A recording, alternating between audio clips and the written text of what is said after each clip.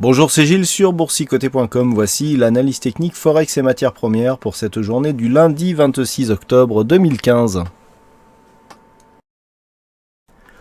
Sur la paire de devises euro-dollar, nous avons donc quitté ici la tendance qui évoluait le long de cette zone de support en vert. Par cette cassure, on a cassé ici divers supports. Et lorsque l'on se rapproche, on se rend compte que la zone ici des 1.10 a été une zone de point bas sur laquelle on est en train de rebondir. Alors j'ai repositionné la zone de support qui se trouvait légèrement en dessous pour que ça colle ici avec la configuration actuelle. Nous sommes ici sur une phase de rebond technique avec le RSI qui est en train de sortir ici de sa zone de survente, le stochastique qui est toujours. On a eu déjà un retournement du MACD. Donc on a ici un signal de rebond. Techniquement, on peut s'attendre ici à ce que ce rebond revienne ici tester cette zone des 1,1096, zone qui était précédemment support horizontal, qui devrait normalement devenir résistance. Dans le même coin, on aura ici la zone de moyenne mobile 20 exponentielle qui devrait converger donc vers cette zone des 1,11, et ce sera ce test qui sera déterminant pour savoir si on est au début ici d'une phase de baisse graduelle ou s'il s'agit juste d'une petite phase ici d'hésitation avant un retour d'un mouvement haussier. Donc on surveillera ici dans le cas d'une poursuite haussière cette zone des 1.11.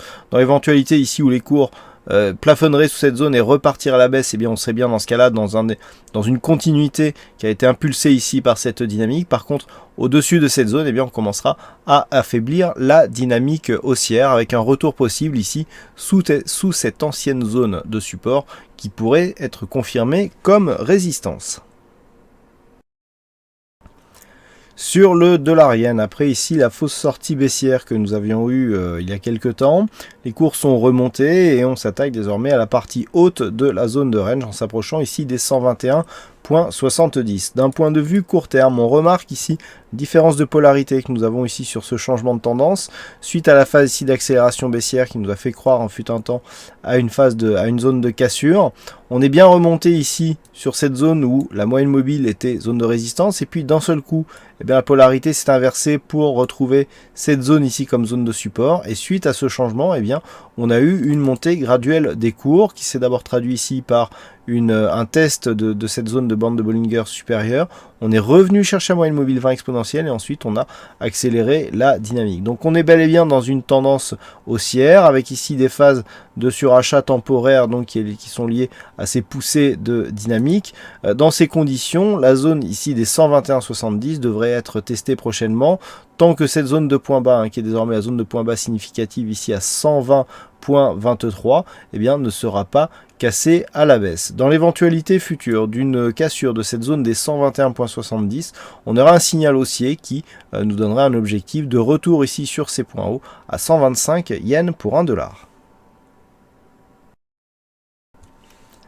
Et enfin sur l'or, nous sommes toujours ici sur une phase de consolidation suite à la hausse ici que nous avons connue depuis le début du mois d'octobre. Phase de consolidation qui a connu donc une rupture ici du retracement à 23,6%. On a quasiment atteint ici le retracement à 38,2%. Nous avons des signaux comme quoi cette phase de consolidation pourrait faiblir dans le sens où nous avons ici une divergence qui est en train d'apparaître sur le stochastique. Les histogrammes du MACD nous montrent aussi une dynamique qui est en train de s'orienter à la hausse. Il n'y a guère que le RSI qui nous montre une certaine neutralité. Ce que nous pouvons voir aussi sur les cours et sur cette phase de baisse, c'est que les enfoncements ici sur la moyenne mobile 20 exponentielle commencent à être assez conséquents. On a eu un contact ici la semaine dernière, quasi contact ici sur la bolle supérieure. Là on est juste sous cette zone et on voit qu'on a du mal à casser ici les 1165 dollars l'once, puisqu'on l'a cassé brièvement, mais on est très vite remonté au-dessus de cette zone. Donc à moins que l'on casse rapidement ici les 1158,5 qui représentent le retracement de Fibonacci à 38,2%, auquel cas nous aurions une cible ici dans la zone 50,61,8 entre 1138 dollars l'once et 1148,2 dollars l'once.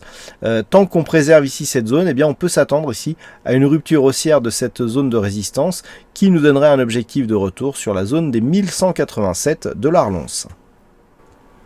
Voilà ce que nous pouvons dire sur cette analyse technique Forex et matières premières. Passez une bonne soirée, bonne chance dans vos prochains trades et on se retrouve dès demain pour d'autres analyses techniques sur le site boursicoté.com. Bonsoir à tous.